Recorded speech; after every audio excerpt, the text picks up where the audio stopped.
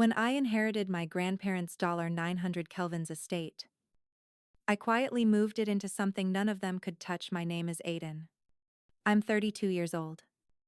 And for most of my life, I've been the kind of guy my family assumed would just roll over when things got messy, the quiet one, the agreeable one, the one who never makes a scene or causes problems. And maybe I used to be exactly like that. The path of least resistance personified. But when my grandparents passed away and left their entire estate to me, the house, the savings accounts, the investment portfolio, and the shares worth just under $900,000, something fundamental inside me shifted. I started paying closer attention to the people around me. I started listening more carefully to what they said and, more importantly, what they didn't say.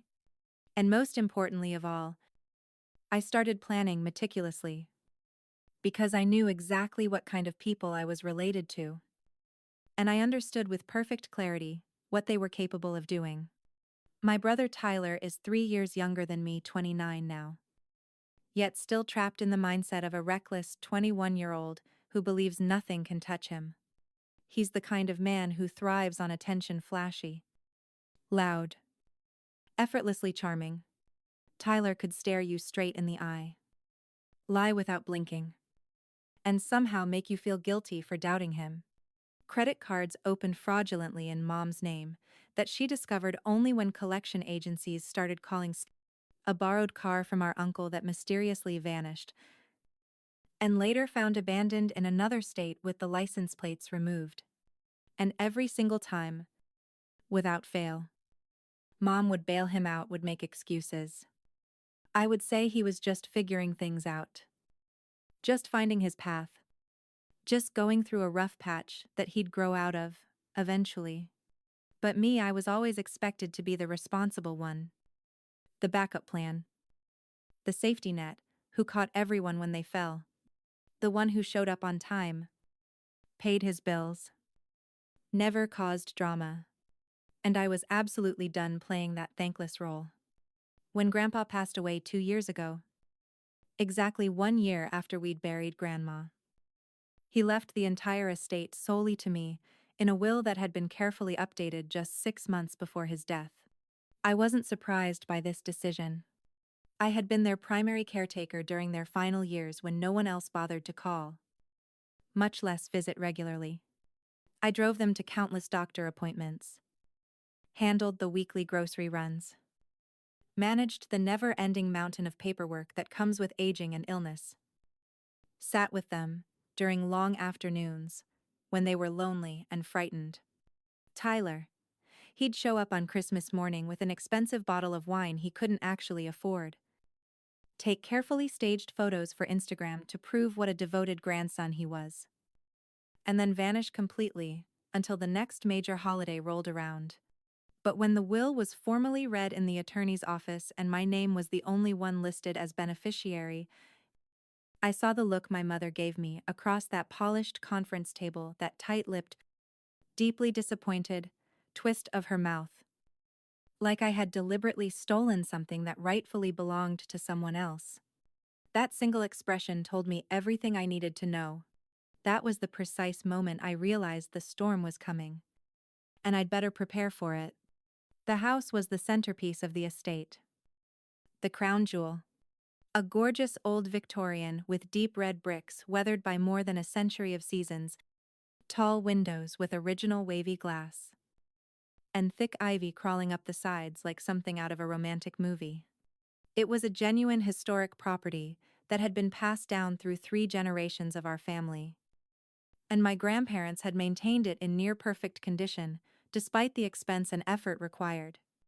The neighborhood had exploded in value over the last decade as young professionals discovered its charm and proximity to downtown. Every house surrounding it had been purchased by investors, gutted completely, and flipped for massive profits. But my grandparents had stubbornly refused every offer, and now their beloved home was mine to protect. I didn't move into the house right away. Despite the temptation, I kept my modest apartment across town, and quietly, methodically worked on getting everything properly organized and legally protected. I had the house professionally appraised. It came in at $680. Ling ling ling. Which was actually conservative, given recent comparable sales. I talked extensively with an experienced estate attorney who specialized in protecting inherited assets from family disputes. And most importantly, I set up an irrevocable trust with myself as the sole trustee. Not just for the house, for absolutely everything. The property, the savings accounts, the investment portfolio, even the vintage furniture and family heirlooms. I didn't tell anyone what I was doing. Not Tyler. Not Mom. Not any of the extended family members who'd started circling like sharks who smelled blood in the water. I kept the original deed stored in a secure location and placed the entire property title and all associated assets into the trust with layers of legal protection that would take a team of expensive lawyers months to even attempt to penetrate. I even moved all the utilities under a business name tied to the trust rather than my personal name. It cost substantial additional fees and required extra paperwork. But I didn't care about the expense. I knew my family far too well. I knew with absolute certainty they'd try something underhanded. For a while, maybe 6 months, it was deceptively quiet. Too quiet, actually. Which should have been my first warning sign. Tyler texted me a few times with casual messages asking if he could use the pool for a party he was planning. The house doesn't have a pool and never has. Which told me he'd never actually visited our grandparents there despite his Instagram posts suggesting otherwise. Mom dropped increasingly less subtle hints about how fundamentally unfair it was to leave everything to just one person, when family should share equally. She even said one afternoon over coffee, "Well, your brother was always Grandpa's favorite deep down. You know, he just didn't want to hurt your feelings by saying it out loud." As if that revisionist history meant something legally binding. I just nodded politely and changed the subject every time. I didn't argue. I didn't correct their misunderstandings. I didn't explain the legal protections I'd put in place. I let them believe I was naive. That I hadn't taken any precautions. That the house was still sitting there vulnerable and unprotected. Just waiting for someone clever enough to take it. The real tension finally kicked off last month. Tyler started posting increasingly vague but ominous stories on social media. Big things coming soon. Next chapter loading. Some people are about to learn of that kind of meaningless but threatening nonsense. Then one Saturday morning, I was at the house doing basic yard work, nothing fancy or complicated. Just trying to keep up with the landscaping so the property didn't look abandoned when I saw Mom's silver sedan pull into the driveway with aggressive confidence. Tyler hopped out first. All manufactured grins and expensive sunglasses, like he was arriving at an exclusive photo shoot for a lifestyle magazine. Mom followed close behind, carrying a leather-bound clipboard and smiling with the kind of predatory satisfaction that made my stomach drop. Because I knew that expression meant trouble. "Hey, man," Tyler said with false friendliness, clapping me hard on the shoulder in a gesture that was meant to seem brotherly, but felt vaguely threatening. "We've got some news. Big news." I just raised one eyebrow and waited, saying nothing. "We?" Mom stepped forward with her clipboard, held importantly against her chest. "We spoke to a lawyer, a very good lawyer, who specializes in estate law. And it turns out the house should have legally gone to both of you as joint heirs. Your grandfather made a significant legal mistake by not properly updating the will after your grandmother passed away. The original will from when Grandma was alive listed both grandsons. But don't worry about any of the legal complications, we've already handled everything for you." I stared at her, my expression carefully neutral, despite the rage building in my chest. "Handled what? Exactly." Tyler pulled a folded document from his back pocket with a theatrical flourish and waved it in the air like a trophy. "We had the house title officially transferred to my name through the proper legal channels. It's already done. Completely finalized." You're going to need to be out of the property by Friday. But no hard feelings. Right, we'll give you plenty of time to grab your stuff and figure out your next steps. I didn't say anything for a long moment, just looked at them. One, and then the other, taking in their smugly satisfied faces. The pure audacity of what they were attempting. My heart wasn't racing with panic. I wasn't scared or confused. Honestly, I almost laughed out loud. Because they genuinely thought I was that stupid, that unprepared. Instead, I gave them a small, polite smile, the kind that makes people instinctively nervous without understanding why. You really think I'd let that happen? Tyler laughed like I'd told an absurd joke. It's already happening. Dude, you've been living in fantasy land for way too long. Time to face reality. Mom stepped in, deliberately softening her tone, like she thought it would help manipulate me. We're not trying to be cruel. Aiden, we're really not. It's just practical. Tyler can actually manage the property properly, maybe flip it, make some real money. You've already got your own apartment anyway. So you don't really need this house. This way, everyone wins and the family stays together. I didn't argue or explain. I just nodded slowly, as if accepting the situation, and said calmly, "Got it. Understood." 2 days later, they returned, this time with a large moving truck and a pair of hired movers they'd paid in advance. I'd been expecting exactly this. I had actually been watching the street from the upstairs window. They pulled into the driveway like conquering heroes, laughing loudly and shouting instructions at each other. Tyler was riding in the passenger seat of the truck, casually sipping an expensive coffee. And Mom was already directing the movers toward the front door with proprietary authority before the vehicle had fully stopped. But then they saw the front porch, and everything changed. I was standing there with my arms crossed calmly, positioned beside a tall man in a crisp navy suit who looked every inch the government official he was. He was holding a thick folder with official seals visible on the documents inside. And he wore a badge clipped prominently to his belt. The folder had my trust's legal name printed on the front, a name they didn't recognize and couldn't have found in any public records. The badge was absolutely real. The suit was expensive and professional. And the man himself, he was Mr. Proby Levin from the County Office of Property Records.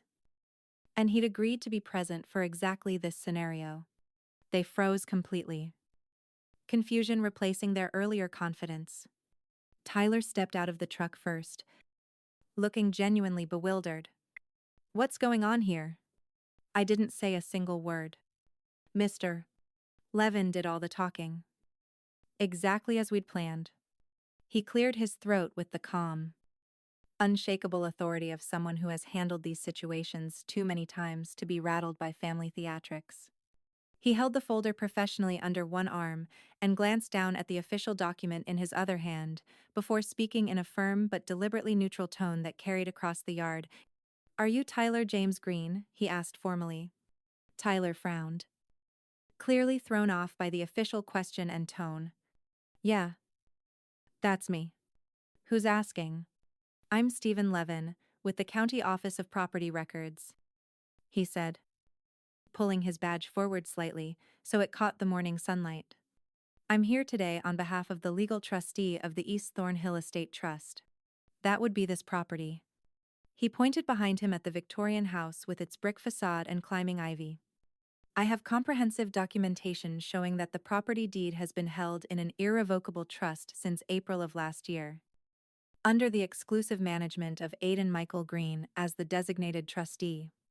Any claims made regarding the property's ownership since that date, including what appears to be a fraudulent title transfer filed this week, are not just invalid from a legal standpoint, but are actually criminally prosecutable under state law."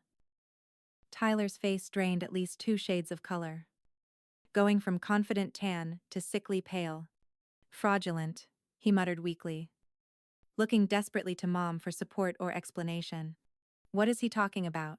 You said the lawyer checked everything. Mom stepped forward aggressively. Her lips pressed into a thin, angry line. There must be some kind of mistake here. We had a lawyer thoroughly examine the old deed. It was still registered in Grandpa's name in the public records. We assumed, based on professional legal advice.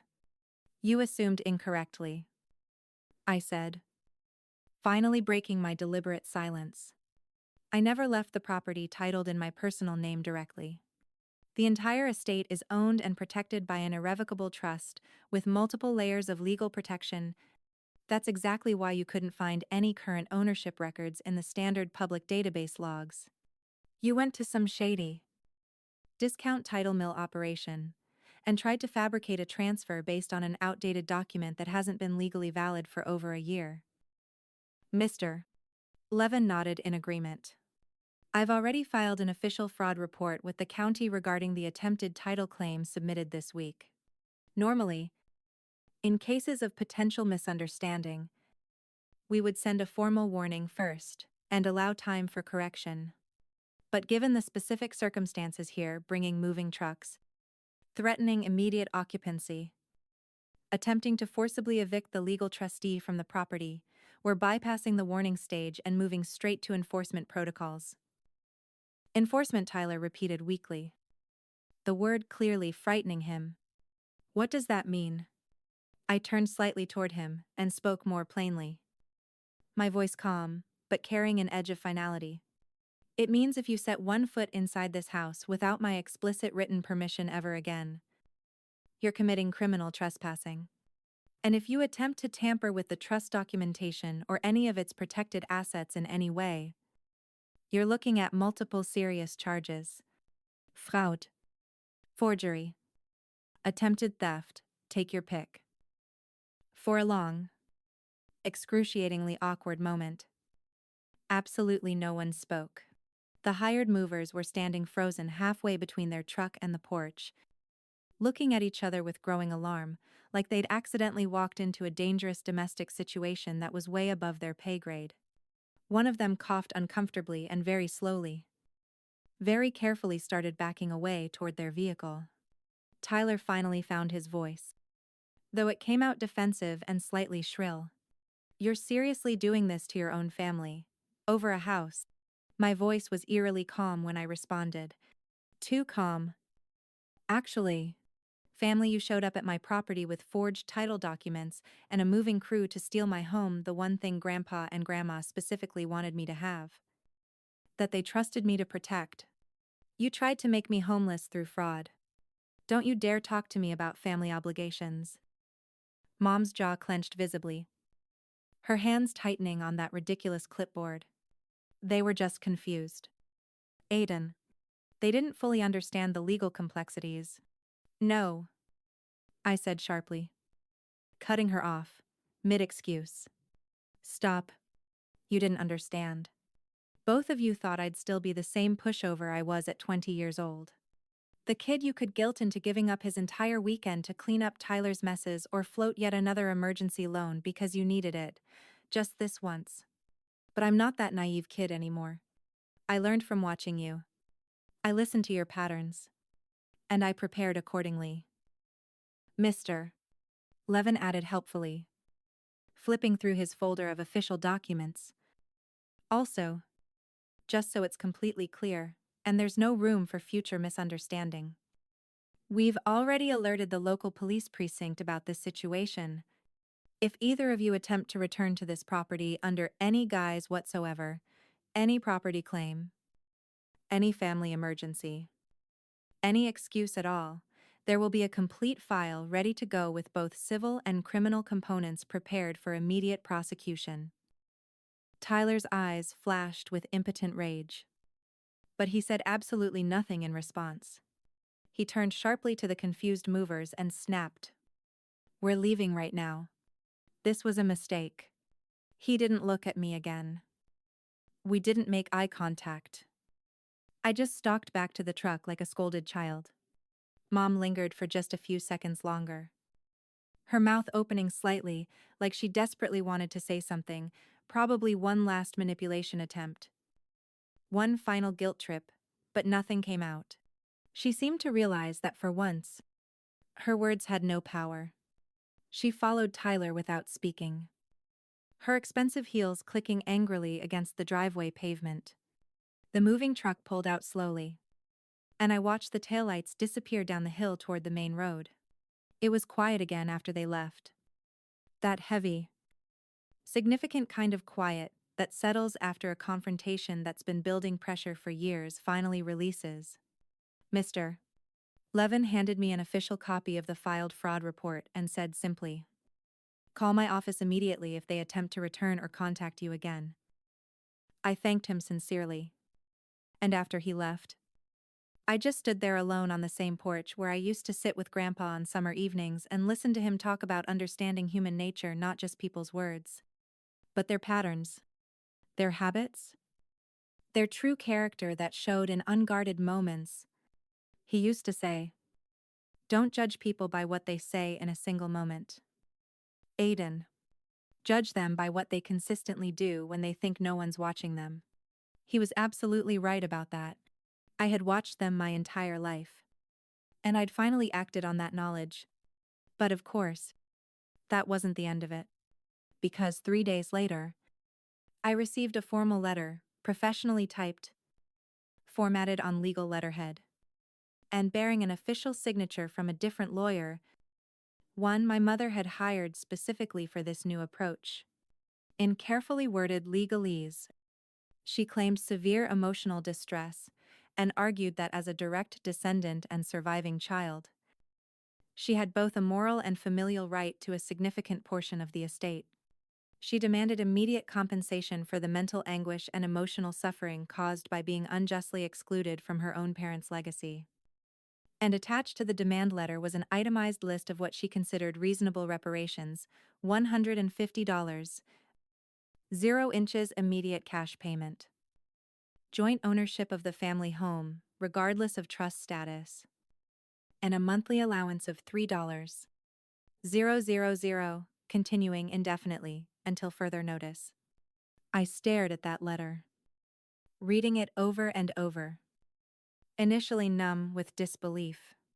Then my hands began to shake, not with fear or intimidation, but with pure, incandescent fury, because she wasn't finished trying to destroy me. And now, neither was I. I must have read that letter 6 or 7 times in complete silence before finally setting it down on my desk with exaggerated care. The first few readings, I kept trying desperately to make sense of it, to believe that maybe she didn't mean it exactly the way it sounded, that there was some misunderstanding I was missing. But by the 6th or 7th reading, there was no more room for self-deception or denial. My mother, my own mother, had put her name on official legal stationery and was attempting to bill me $150, 000, for not allowing her and Tyler to steal what my grandparents had legally entrusted exclusively to me. It wasn't even primarily about the money. Though the amount was staggering, it was the sheer, breathtaking entitlement, the absolute gall, to call this entire situation a misunderstanding one day, and then send me a formal legal demand for $150, 000 the next. As if this was just some impersonal business dispute between strangers. And the phrase that stuck in my mind, echoing louder than anything else in that letter, was familial obligation, as if loyalty and responsibility only flowed one direction, upward toward them. As if I had been born solely to give endlessly while they were born to take without gratitude or reciprocation. I didn't respond immediately. I knew better than to react emotionally when strategy was required. I called Mr. Everlus Levin, who connected me with an exceptionally sharp estate attorney named Sonia Cruz. She was in her early 40s. Soft-spoken, but laser-focused, the kind of legal professional who didn't bother with empty threats or theatrical bluffing because she simply didn't need to rely on intimidation. I gave her absolutely everything, all the trust documents, the ridiculous demand letter from my mom's lawyer, Even screenshots of texts and social media posts from Tyler's cryptic next chapter loading campaign that clearly showed premeditation. Within 24 hours, Sonia had filed a comprehensive cease and desist order against both of them. The legal message was crystal clear: the trust was completely airtight, protected by multiple layers of legal precedent. And they had absolutely no standing whatsoever to make any claims. But Sonia didn't stop there. She looked deeper into their actions. She discovered that Tyler had forged multiple signatures when attempting the bogus title transfer. He'd even somehow obtained and used a notary stamp completely fake, obviously, and had filed the fraudulent paperwork through a sketchy online registry service, operating out of another state entirely. Clearly hoping it wouldn't be noticed or challenged by our county records office, Sonia immediately contacted a fraud investigator with the county district attorney's office. As it turned out, they were already actively investigating that particular online registry for numerous other suspicious filings. Tyler had just unknowingly become the easiest target on their growing case file. I still hadn't directly told them I knew about the fraud charges being prepared. I figured if they wanted to keep pushing and escalating, I'd simply let them keep digging their hole deeper. And dig, they enthusiastically did. 2 weeks after the cease and desist was formally served, I received yet another letter. This one was less formally legal in tone. It came directly from my mother typed, but clearly in her voice and style absolutely full of passive-aggressive manipulation, like, after all, I've done for you over the years. You were always the quiet one who never stood up for himself. And I raised you to be better than this vindictive person you've become. She ended her emotional appeal with, "You can end all of this ugliness right now, by just doing the right thing. Family should never need lawyers and courts to settle what love and understanding can easily resolve." I didn't even bother responding to her manipulative letter. Sonia had specifically advised me not to engage. Instead, I simply forwarded the entire message to her. And she added it to the rapidly growing file we were systematically assembling documentation that could be used if we eventually needed a formal restraining order. And then came what I now think of as the final straw. One morning, I walked out to collect my mail and found a folded piece of paper stuck aggressively into my door handle. It wasn't properly addressed or delivered through postal service, just jammed forcefully into the gap like some kind of juvenile prank. But I recognized the handwriting instantly, Tyler's distinctive scrawl. The note said, "Hope you're enjoying playing King of the Castle while it lasts. Just remember who's really got your back when the money inevitably runs dry and you're alone." I actually laughed when I read it. Not a big, dramatic laugh. Not loud or theatrical, just one of those quiet, exhausted laughs that escapes when you realize someone really has no idea how far you've outgrown them and their childish intimidation tactics. I took the note inside, carefully scanned it for documentation purposes, and added it to our legal file. But I also made a firm decision right in that moment. I wasn't just going to passively defend myself anymore. It was time to actively push back. Tyler was already being formally investigated for real estate fraud by the county. But Sonia pointed out that if we could conclusively prove intentional malice or a pattern of harassment, we could escalate the situation significantly.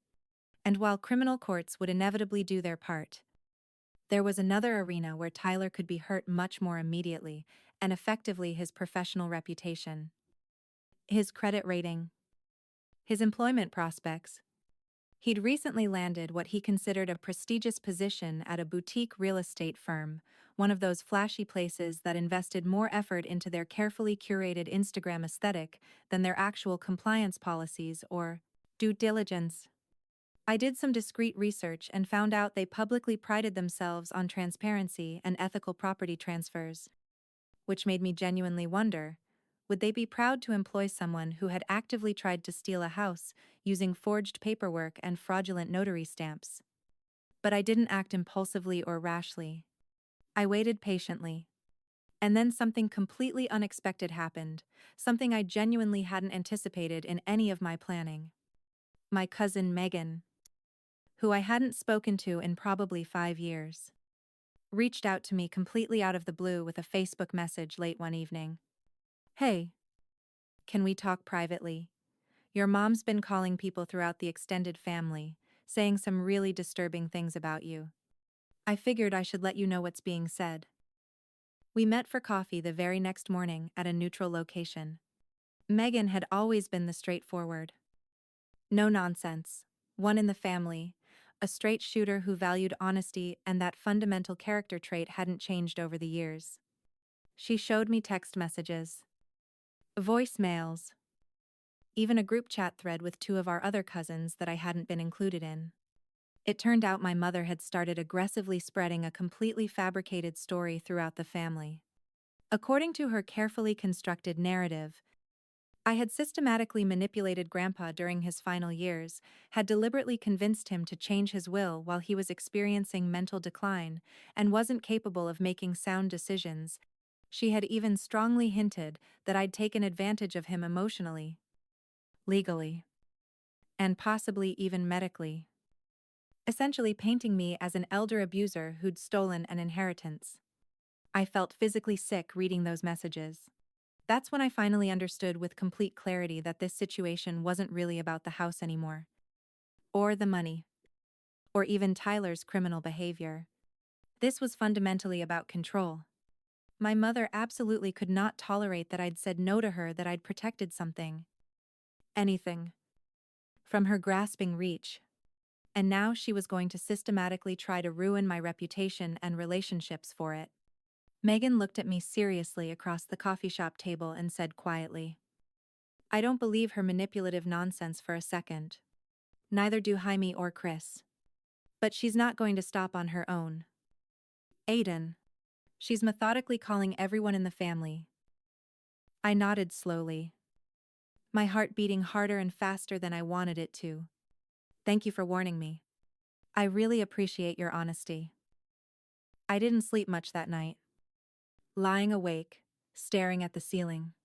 Because that conversation was the precise moment I realized that if she was genuinely willing to lie to the entire extended family about me, to systematically assassinate my character just to pressure me into surrendering what was legally mine, then I had to be equally willing to finish this conflict decisively. Not just for my own protection, but to ensure she and Tyler never successfully did this to anyone else in the future. And what I did next, let's just say it didn't end with lawyers and cease and desist letters. I spent the next 2 full days essentially locked in my study, planning my response with meticulous care. By this point, the trust itself was completely secure from any possible legal angle. That aspect was ironclad and protected. But their vicious smear campaign was already infecting the extended family like a virus. Megan's warning had come just in time, but I could see the damage was spreading rapidly and exponentially. I started receiving vague